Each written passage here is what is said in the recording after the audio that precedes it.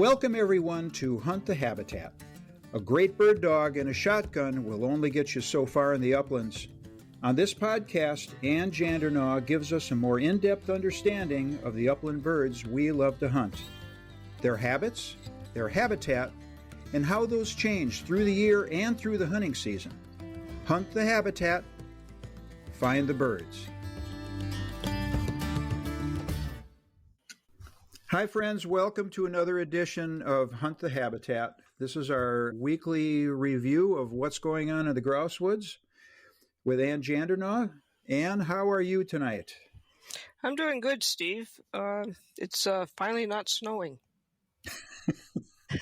Well, it took long enough. It's May. I know. There was no May flowers yet. No. They're frozen. Yeah. But no, the weather's finally doing what it should have done 2.5 to 3 weeks ago. Oh my God. It's been quite I guess you'd call it early spring. What's left of spring? What are we, 5 weeks from the first day of summer, actually? Well, what's left is snowbanks. We still have snowbanks.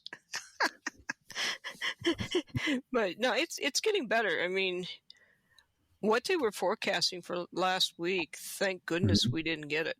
It would have been horrible if we had. So I'm really thankful that we didn't end up with what, like up in Ironwood and those areas up there really got hit with some snowfall versus down here. Wow. Which we're only 45 minutes south. We can still catch that lake effect that they get up there off of Superior. And for those that don't know, you're up north of Highway 8. What do you see right now for bare ground? Is it all bare ground except for the snowbanks at this point? In the woods, there's still snow in pockets, and there's still a lot of high standing water. Now, there's a big difference between Highway 8 and where I'm at in the Glidden area, which is north of Park Falls. I catch the part of the lake effect snow that comes off of Superior. Whereas you go down you go down to Butternut, and they typically never have it. They could be 4 to 5 inches difference in a snowstorm many times. Mellon gets hammered with snow, and then, of course, when you swing up into Hurley and Ironwood and Upson and up through there, they pick up a lot of snow. But we also get part of it, especially where the camp is. Okay, and we've talked about this in the 2 previous editions of this podcast. That snow is an asset to the survival of grouse in the wintertime, isn't it? That one of the reasons that as you get north, you see more grouse, correct? Well, it's not so much you get north that you see. It's as you get north, you see more grouse because you've got the habitat. Right. But in the wintertime, it is an asset because the farther north you go, typically you have more fluffy snow because you're in that environment compared to farther south. It is definitely a help because, like we mentioned earlier in another podcast, was that when you get below 20 degrees, grouse has to speed up its metabolism in order to survive, and having the ability to snow burrow and offset themselves from where they go into the hole, and so that predators don't find them, helps keep that temperature above 20 degrees in the snow, and they don't point, then they're not burning fat. So it's very important for them. Okay. Well, I have to share with everybody a really cool story, courtesy of Ann here. I was traveling through the area earlier this week and got to sit down and have lunch with Ann. And she said, "You got 20 more minutes?" And because I had to get up into Minnesota. And I said, "Sure." And she jumps in her car, I jump in my truck, we start heading north, and we're driving, and I'm going, "All right, what is this about?" And she didn't tell me what was going on. And I'm going to stop here, and I'm going to let you kind of tell the story because it was really cool what you showed me. Okay, he had to go up north anyway, so it's not like I kept driving for an hour. It felt that way. Well, yeah, anytime you're expecting something, it's like, well, what the heck? It's like the child. Are we there yet? Kind of, yeah, that's exactly what it was. Yeah, and she gave me no hint of what she was going to show me. We drive to a place, and they said, "Park your truck here." She gets out of his truck and he stands there and is just looking at me. And then I go shut his door very quietly. She jumps out of her car, looks at me, and puts her finger to her lips, saying "shh." And I'm about to close the door of my truck, and she kind of runs over and very gently, just as if you would, for those of you that are pheasant hunters, when you get out of your truck, you gently push the truck door closed. You don't slam the door. Well, she did exactly the same thing. So then he's standing there looking at me, and I said, of course, I don't have any finesse in saying this other than to get in the car. Looking back on this, I'm thinking, oh my goodness, I really did make a horrible impression probably. So you get in the vehicle, and then I quietly shut the door, and then I said, what did I say then? I can't remember. You just said, it's just up ahead. Yeah. And I don't know at this point. You don't know what it is. So we drive up, and I said, over there. And I think I pointed over there or whatever. So now it's your turn, Steve. You rolled down the window, the passenger side window. So yes, prior to getting there, and then I also prompted you to get your camera ready. Right. It was on the right side of the car, and we rolled down the window, and not 15 yards, might have been less, off the road is a grouse sitting on a log. And I turned the vehicle off. You turned the vehicle off, and you whispered to me, get your phone out and get your camera on. It might drum. And, okay, Anne is truly the grouse whisperer, because I think she had this grouse trained. I got my camera out, got the phone out, turned on the recorder, and I don't think it was 5 seconds, and that grouse started drumming. Yeah, and I said, it's getting ready or something. So we got to watch the sequence, and it was really cool. I personally, I'm sure there are people listening that have been in the woods and have gotten close enough to see a grouse drum. I have not heard plenty, but I've never been close enough to actually see it. And better yet, the grouse is facing right toward us. It was looking right at the road, looking right at the car, saw us, was not bothered in the least. But we got to see this, and I got a little video clip of it, and it was pretty amazing. It was really cool. And thank you, Anne, because that was neat. After a fashion. Yeah, well, I hate to say we're going to go see a grouse drum, so that gives you minds that, well, how I didn't dress to go in the woods, and then you got to explain that, and then it's like, well, how far are we going to have to walk? Then you got to explain that. And it's easier just, let's drive. And Skip accuses me of holding back information. I said, well, you get things accomplished faster that way. Yeah, just shut up and get in the car. There was no guns involved. Oh. So, but it was cool.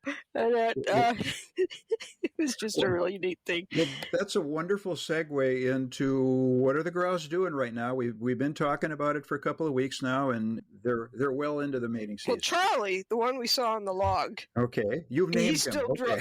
I named him Charlie. So he's still there. He's still, and the one thing, I'm just going to jump back to that. I watched that grouse quite a bit, and there's 2 other birds drumming nearby, and it was really interesting. So it'd be the one to the northwest would drum, and about 4 minutes or less later, then another one to the southeast, and you'd watch this grouse turn his head just ever so slightly one way or the other, and then it's like, okay, you over there on the other side, you just got done. It's my turn now. And this was a juvenile. To be that close to the road and not have any protection really to speak of in front of them is not what a seasoned male grouse would do. That was a big bird, though. It really was big. Yeah. Well, really, you want to know, I think he was at some people's bird feeders. Okay. So that wouldn't shock me. Kind of lost his fear then. Yeah.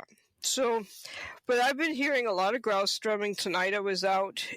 I found it was a root of a spruce tree where this young bird had been drumming. The only thing is the droppings are older, so this could be the second log, and I have not found his primary log. So it's not really a log. It's actually the big root of a white spruce.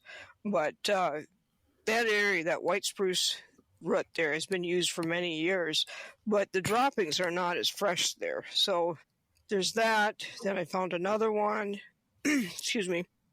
And I heard 3 other ones. So it's interesting.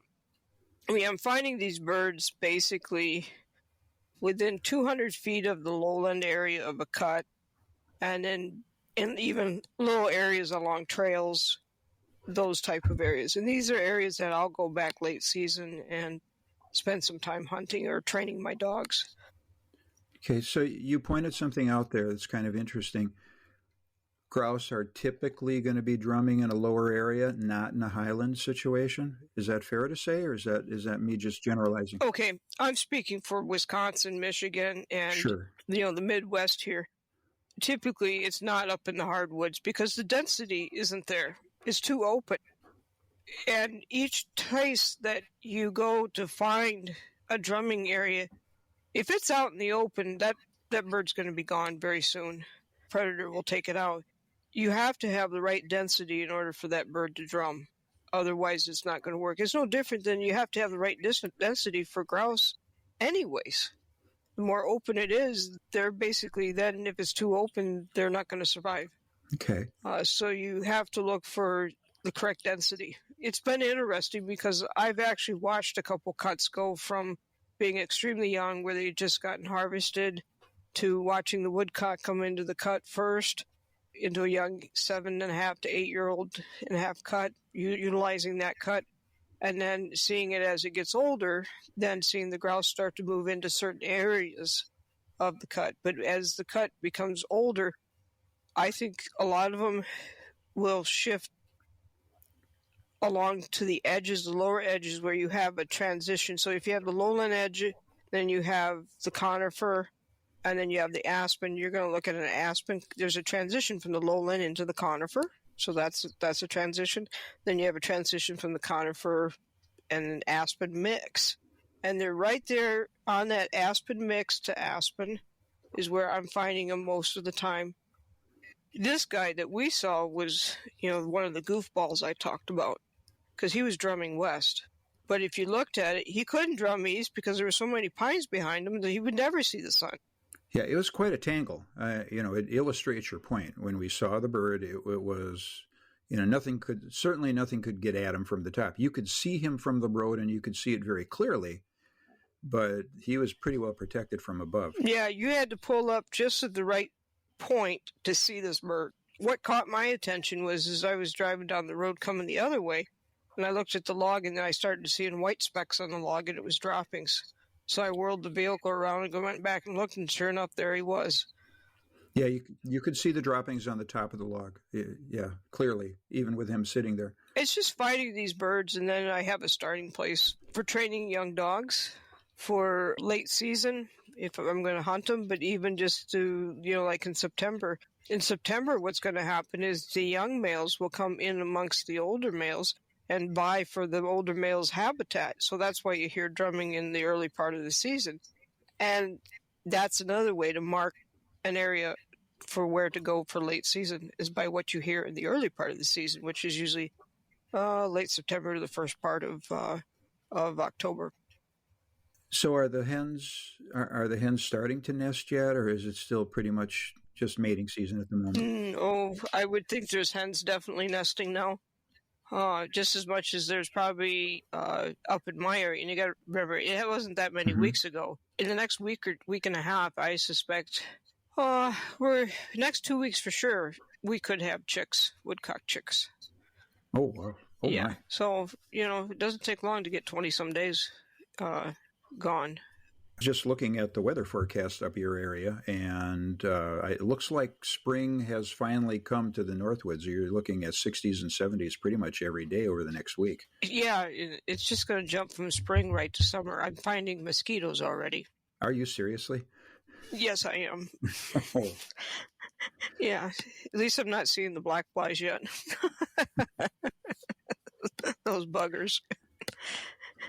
So gestation for You said gestation for woodcock is 20 days? The female woodcock will lay approximately 3 to 4 eggs. It'll take about 5 days for her to, to lay the eggs. Incubation will take approximately 20 days.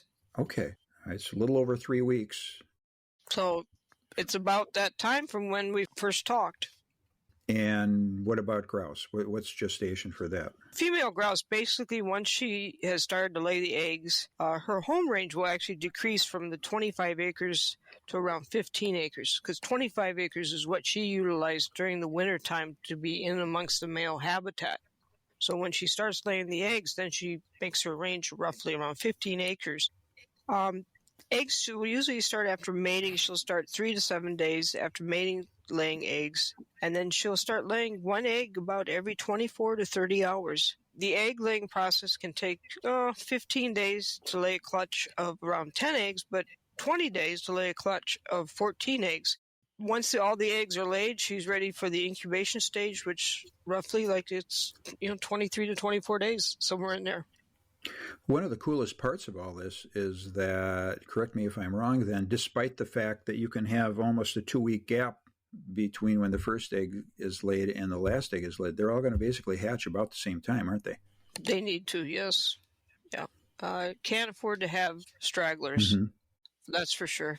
Once those chicks are hatched, they're off on a trek. Basically, her job then is sort of a herding. It's like herding cats, except it's little chicks, just like wandering all over. And then she teaches them to come to her by calling to them. Or she teaches them to hold by making another noise. And we're getting a little ahead of ourselves here, but I'm going to ask the question. So then they're going to migrate, that clutch then will migrate to where? She's going to seek out habitat, and typically it's better if she is in an aspen stand with a nice thick canopy versus tag alder. Tag alder, yes, can have a good canopy, but the problem is on cold nights, it doesn't hold the heat and it gets cold. It's lower elevation. And 2, it floods. But if you've ever seen, this is probably a bad analogy. I used to farm, so if you look at soybeans, and when you have a really thick canopy of soybeans in mid or early August and you start seeing mold in there, it's because there's a hothouse effect underneath that dense canopy. You can actually put your hand underneath there and you can feel the moisture and you can feel the heat. Well, the canopy of the aspen interlaces itself, and one, protects them for predators. 2, it doesn't allow in as much sunlight. And 3, it stays warmer under that canopy than it does out in the open. So like if you have a cool night, the inside that canopy of that aspen area will be warmer than being out in the open. And we're talking young cuts now. We're talking, 8 years, 9 years? About 8 to 11, depending on soil. Okay. And how well it regenerated. What's your soil type? Is there any compaction? What's been growing cycle for when this cut got started? Was it drought? Was it cut in the wintertime and then it just went right to growing? Or late fall? Late fall, winter, they regenerate pretty good. There's also, typically in the wintertime, there's less compaction in a cut during the process of logging it. Now, woodcock don't move around like that, right? Or am I wrong? They move around, but they're going to find the dense cover as well. And they're looking for worms. But basically, it's both sort of the same concept. They both need young habitat. They both need cover. The young woodcock eventually will have to learn to go and loaf in a drier place and then go into where there's moisture, find worms and other invertebrates to eat. Following or being hurried by the mother. I mean, probably sometimes it looks like they're following and sometimes it's not. And what else are you seeing out in the woods? You obviously are spending some time out there, and what else are you seeing? The rabbits are busy, or the snowshoes are very busy right now. Love is definitely in the air for them. They're all over. They're everywhere. And based on what you said in our last podcast, that's a good thing for grouse. Oh, yeah, it is. And I was looking at an area that I was at, and it was very interesting. Where I saw the bark missing off the tree was the places where the density was perfect. But I didn't see any bark missing off the tree where they had gnawed it when there was snow on the ground. If it was too open, no rabbits. And if it was just perfect aspen cut, then you saw signs of rabbits being in there. It was interesting. Yeah, almost the same kind of cover there where you would expect to find grouse then. Grouse or woodcock, either or. So that was interesting.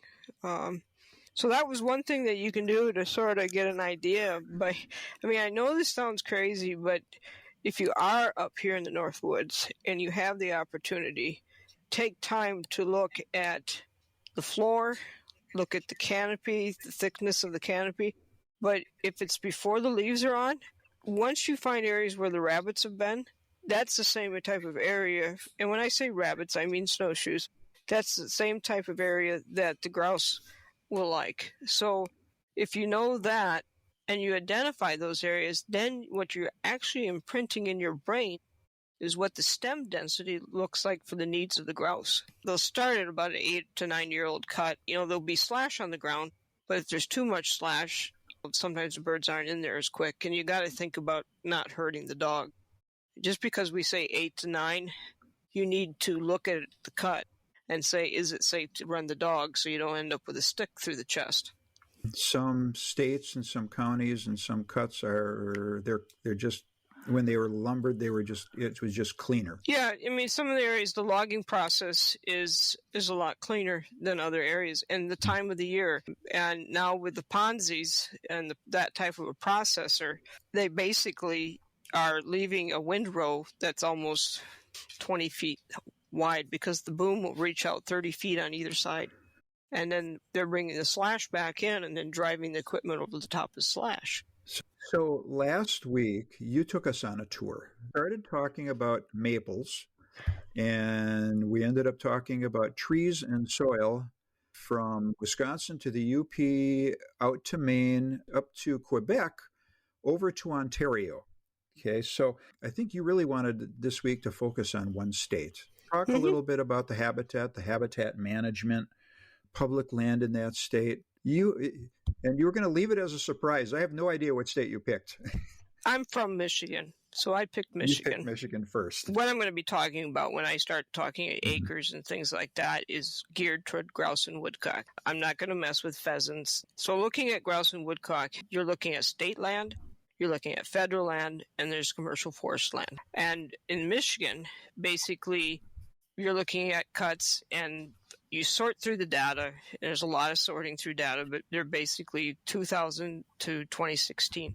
So that's a 7 to a 23-year-old cut right now. In Michigan, I've identified 5,583 cuts, 31-acre average size for the cuts.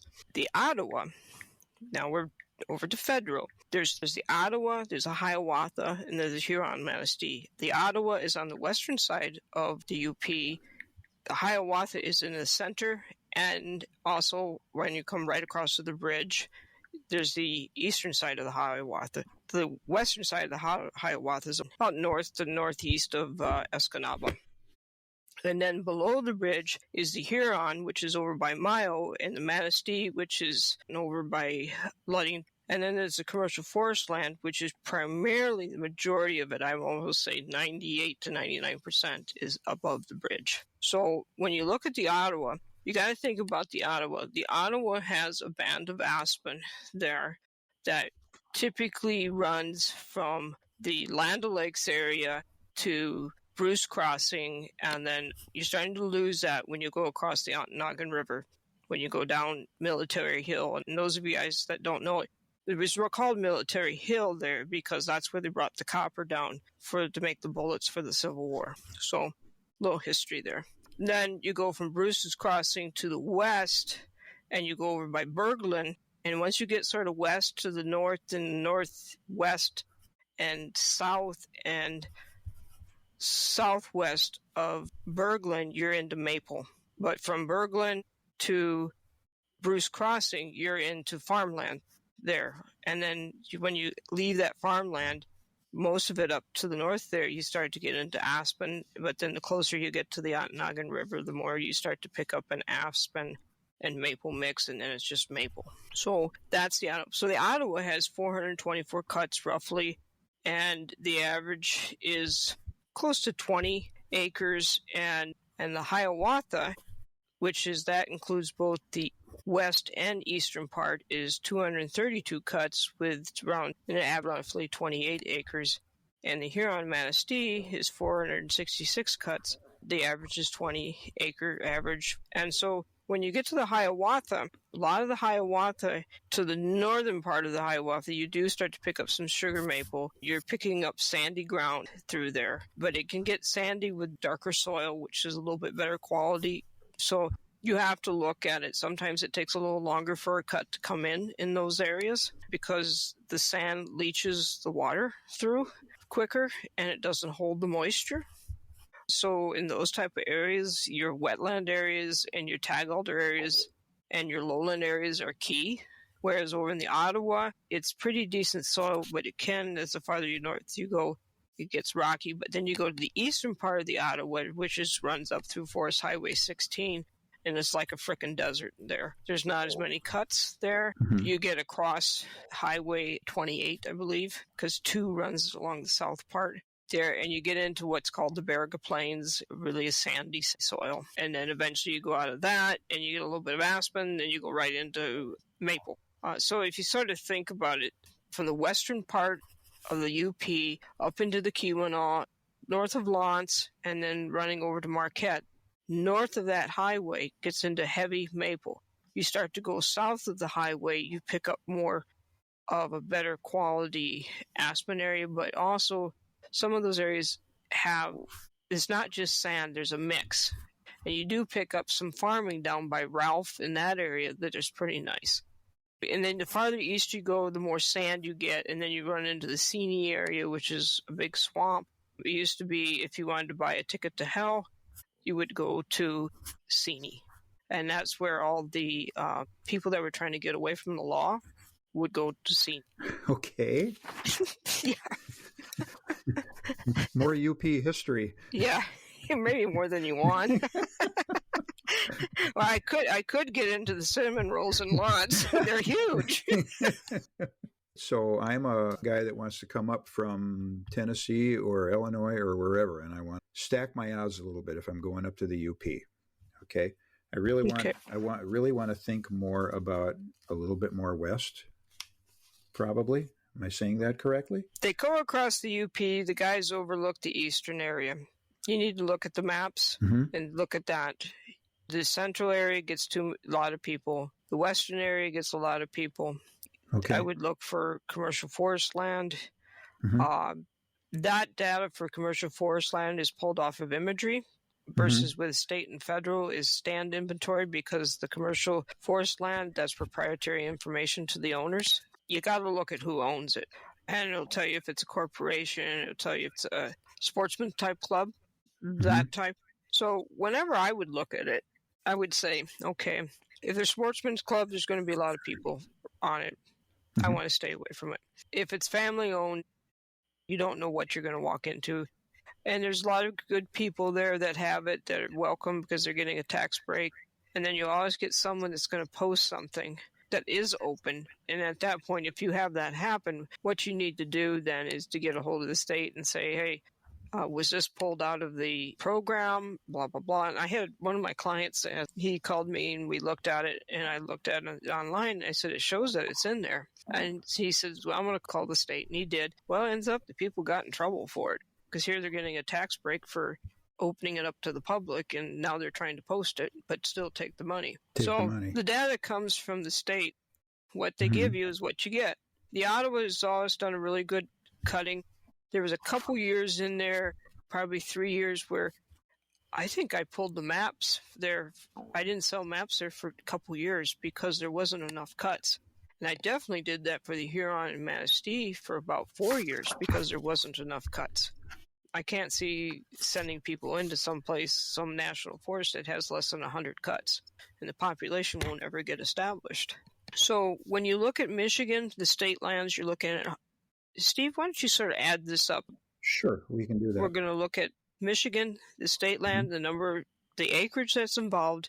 So I'm going to round up just a little bit to make it easy, but it's 174,000. Then we have 8,600 in the Ottawa.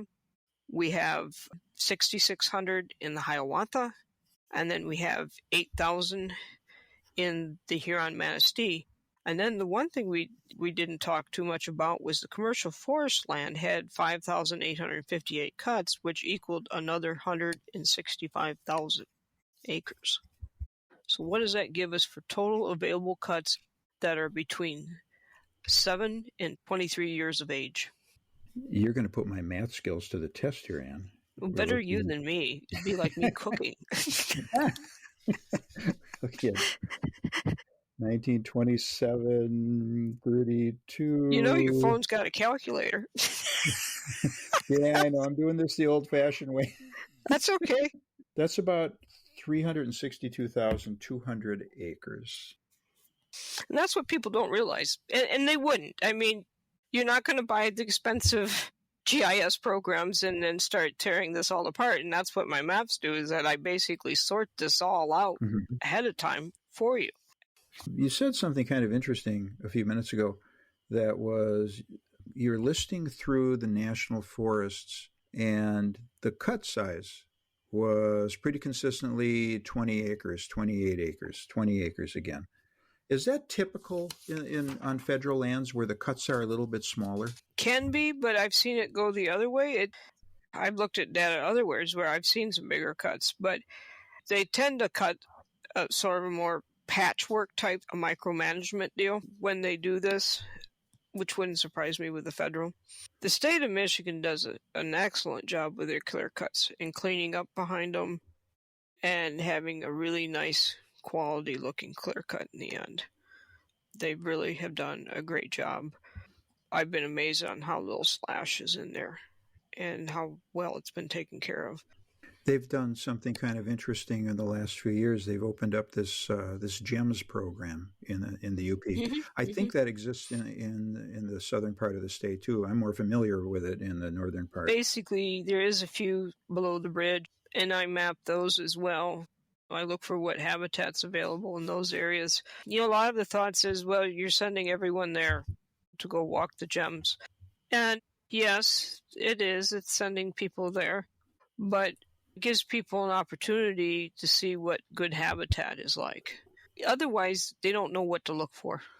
Unless they can read some good books or they listen to podcasts or someone takes them by the hand, so to speak, and shows them what to look for. A lot of people come to Park Falls, and I've been told repeatedly, they've just been told a long time ago, was, well, just go find a clear cut. I mean, I've had guys on the phone saying, what's the tag alder? What are tag alders? And you're trying to explain to them what tag alders are and the density. Then it leads into another question, which is not a problem. But that's part of the reason for this podcast, is to try to answer questions. So if you guys are listening to this, then, and you've got questions, fire away, send them, and I will do my best to answer them for you. So when I had the seminars, I sometimes would be an hour and a half after I got done with the seminar, still answering questions. This is your opportunity to ask away. How are you figuring out what the age of those cuts are? That's a lot of cuts. I'm sure there's some science to it. I'm sure there's some art as much as science to it. How do you do it? Well, it's part of the data, and for the grouse hunter, the key is the age of the cuts. We all know we don't want a 25-year-old plus cut, and we don't want them too young. It's sort of like, was it Goldilocks and the Three Bears? Just right? Yeah, just right. That's it. So just looking at a map that says aspen cut, that's not going to cut it. You really need to know the age. The age is critical. Even Gordon Gillian talks about knowing the age of the cut, being very specific on it. And that's the thing. We're dealing with birds that are so habitat specific. They're not like a deer or an elk or antelope that cover vast, vast acres. Their home is very small. And we have to remember that you're looking for a needle in the haystack. Between 4 and 5% of the whole national forest works for the grouse and the woodcock. The rest of it doesn't. So think of it that way. So can you go drive out and find the 4 to 5% in this particular national forest that's going to work for you? Where are you going to go? How much time do you have to, go on Google Earth, which is what we used to do? You take a visual on a section of land that and now you're trying to compare that. It can be, but it's really hard. Let's talk for just a moment about your dogs and your training regimen right now. And Again, we talked last time, everybody's got their things that they want to work on with their bird dogs. And as soon as the snow's gone, we start working on this stuff. What are you working on right now with yours? I know it's somewhat age dependent, but what do you typically want to do right now? It depends on how many young dogs I have. I mean, my seasoned dogs is basically keep them conditioned. But what I've done here at the camp is that when we logged this, I had them take about an 1.5 to 2 acre patch and totally bulldoze all the slash off of it so it would regenerate very evenly. And then I have trails all over my camp to work my dogs. I have 5 Johnny houses on the property here. And it's not so much for letting a young dog go up and bang against the Johnny house, but for teaching them to pick up scent a long ways off. Because I always felt when I was guiding that if a dog could give me a heads up of what was going on, I could always have the clients have a better chance of getting in position for a shot than to, the dog's on point. Instead, I could say, hey, this dog just did a double back. Let me know that it's picked up some scent. And at that point, I'd start to slow the dog down. Because I know if they did a double back, there's probably more than likely it's like, oh, what's that? Yeah, I got scent, but it's not strong enough yet to stop me. So what I would do is I'd slow the dogs down. So I'm getting ready to start training young pups. The pups will be arriving in about a week from the January 28th litter. My focus and my forte is training young puppies. I love to train young puppies. And so I've got getting the kennel ready, and I've got getting my Johnny houses ready. Puppies cannot bounce off a bunch of brush. How do you expect them to go in through there? You have to create holes for them and teach them to look for that hole. So this sounds crazy, but I mow holes. I make these holes where if you go and position your body just so when that dog is and you lean into an area, you lean into another area, it's sort of that lean sort of gets the pup to go to the left or the right when you start to shift them. Then you also give the command and the hand signal at something. But when you do that, you can't do that to a little 16-week-old pup and expect it to go into the brush and just bounce right off of it. It needs to have an opening. So I create openings, one to the left, one to the right, and I start the rhythm. And then I'll put scent in there, whether it be some feathers from the quail that they're going to hit, and they do the double back, and then they're snorting all over in there and trying to find it. And eventually there'll be a bird in there as time goes on. So I'm getting everything set up right now for when these pups come back that I'm ready to do this. And I've got this little patch that's very close to the kennel so that as the sun comes up, it stays cool and I can keep these puppies cool. And then they come back, and if they're a little bit hot, I got a little pond type thing that I put them in to cool them down real quick. So in 15 minutes or less, I can go and put a pup, get it into the aspen stand, get it on scent, get it moving around in there. They don't have a long attention span, and you don't want them to overheat. I want the pups to come back very comfortable and just, okay, we accomplished this, and this. We were in the woods. We went into the woods. We came back out. We found maybe a little bit of scent, and then we're done and we go back. I've practiced my voice commands, and eventually it'll be tone, and then a whistle and things like that, and coming back to me. And so I get all those little things accomplished, but I'm actually making some little trails in that one area. I got a really nice trail that goes through it, and I got some other trails that go off of it. But there's times I need to close the trail down so the trail's narrower for a pup. Because when you start with a puppy, you don't want to start with a freeway because they don't know where to go. You need to make it a trail that's suited to them. They're small. They don't need a big 8-foot wide trail. They need something about 2 feet wide. So as soon as they go off, they're into the cover, and they come across in front of you, or they're going around there. They're always in the cover, but it gives me a place to walk, as well. Then I graduate them to another trail that's a little bit wider, and I gradually work it up so that each session will get a little bit longer, weather dependent. But either way, they're getting on scent. They're basically having the opportunity to be in the woods and have an actual situation. And then if a bird does fly and goes down the trail, I'm right with the starter pistol. And of course, puppies are going to chase birds. That's what you want when you're introducing the gun. But they're going to chase, and then I start out doing the starter pistol going off. In the first few times, it's one shot. Then the next thing, a couple of times later, I start putting double shots in there. But when I start with the gun, it'll be one shot for a long time.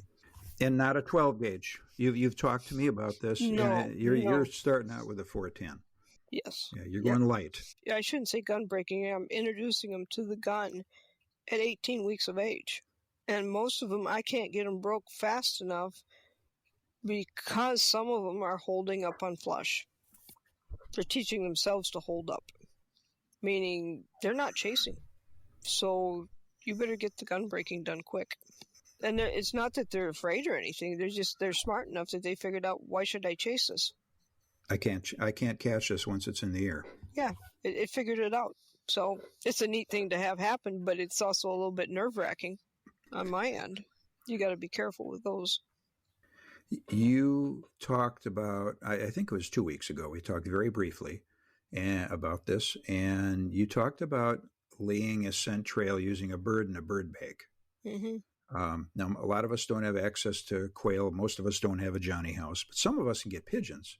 Mm-hmm. Can you talk a little bit about that, using that technique to lay a trail? You can do it like that, or you can do like, I go grab a bunch of feathers too. You can do it with that. And you put the feathers, you bring them with you, and then you drop some feathers. Like when I'm first getting a puppy introduced to scent, the first thing I do is I put fresh feathers. So while it's looking and not looking, I put some feathers down on the ground clump. And then I turn them around, and it's like, here, come this way. And all of a sudden, you'll see that double back. And they whirl around, and they're just snorting like everything. So now what did I do? I just imprinted the scent for the first time. And then the next time with a puppy, I won't put it in the same area, but I'll guarantee you that pup will remember that it smelled something there. And then, so what you want to do, if it was on the left-hand side, right on the edge of the cover, the next one will be on the right-hand side, maybe 10, 12 feet up, right next to the cover. And you start connecting the dots. So all of a sudden you got a pattern, left, right, left, right, left, right. Well, then eventually your left, right goes a little farther in each time. So you actually sometimes create little monsters because they just love it. And it's like, when you start training these pups, they're just fit to be tied because they all want to go do it so quick. It's like, wait, pick me. And they're just screaming and yowling. But I'm basically doing, in a way, a scent drag. Because the scent drag where I talked about that was more for getting a dog to relocate. Okay. So you have to start the scent different for a young pup. And that's what I'm doing right now is the young pup stuff. It will be for introducing the scent. I call it opening up their noses for the first time, showing them what scent is. I don't plant birds for my dogs. I'm fortunate that I've got basically a hunting type situation to work these dogs in all the time. But I want to introduce the scent, but I also want them to realize that just because you have scent, you're not always going to have a bird at the end of that scent every single time. Because look at the expectation that you're setting. We don't have that happen in grouse hunting. You might for woodcock, majority of the time have that, right, but not with grouse, because the grouse move. So it's important to think about the expectations that you're going to have for that pup, but remember, and it's also in line with that, what the bird is and what the bird does that you're hunting. If you're going to only hunt a bird that stays still, that's easy to work with. But if you're going to hunt a bird that runs, stops, runs, stops, runs, stops, and each run, stop gets a little farther out each time, and the scent decreases each time the more repetition that you have of that. And that's where we talked about doing the drags. Okay. And then you build up the scent, and maybe the first time you leave that bag of birds there for, let's just say, 2 minutes, and then the next one's only there for a minute to a minute and a half, and it gets less and less and less scent. You just don't leave it there that long because you want the scent to fade. And then you want to teach these dogs, at least for me, Mm-hmm.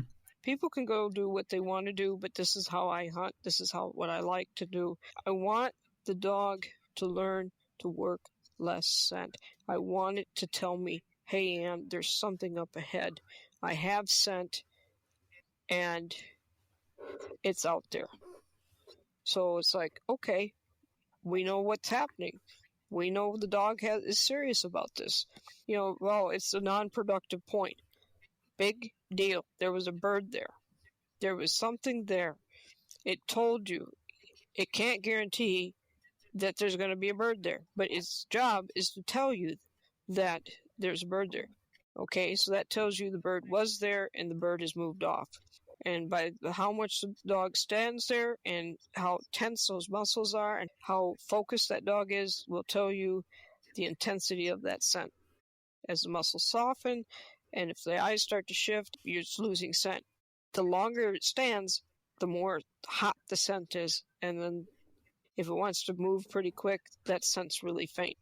And that's where, okay, so I can see with a young dog has to learn eventually that scent that fades really quick, we don't need to lock up on that. Now, my dogs creep, and I allow that because that's what my lines do. They work the scent. They don't stand like a statue till they get a certain level of scent, and then they respect that scent, and that's as far as they're going to go.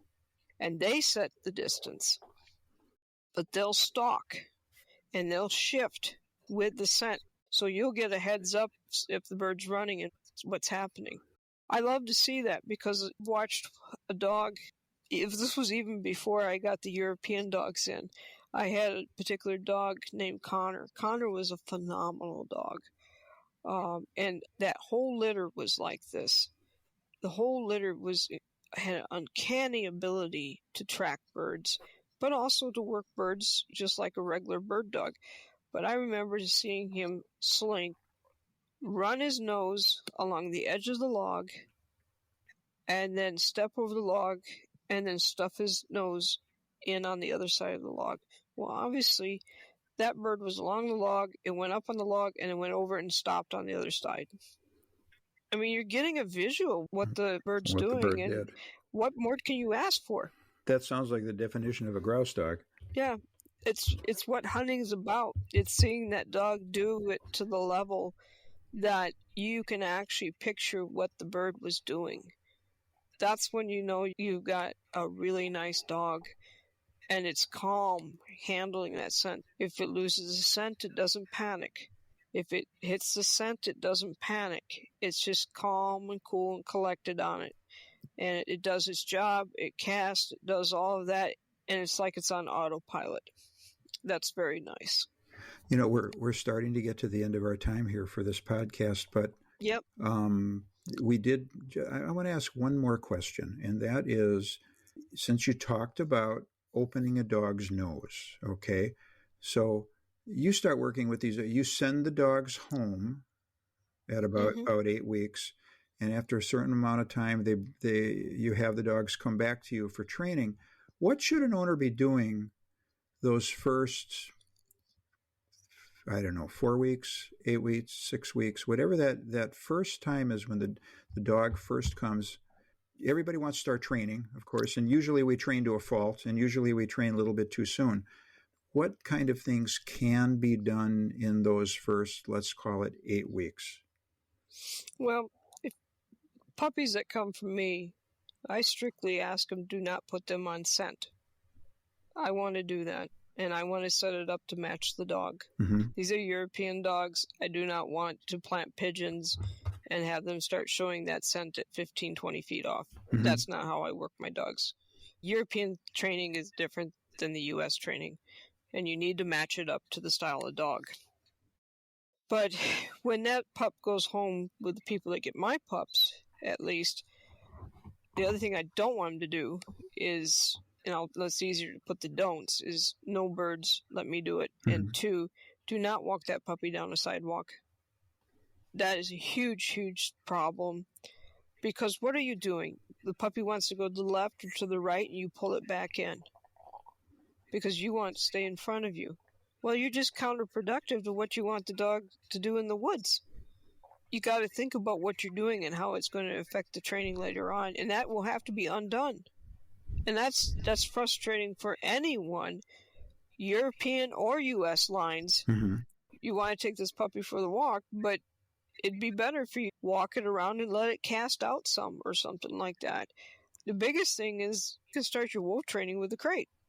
You can start your wolf training at the door. I mean, you're wanting to bring groceries in and you don't want the dog to bust through.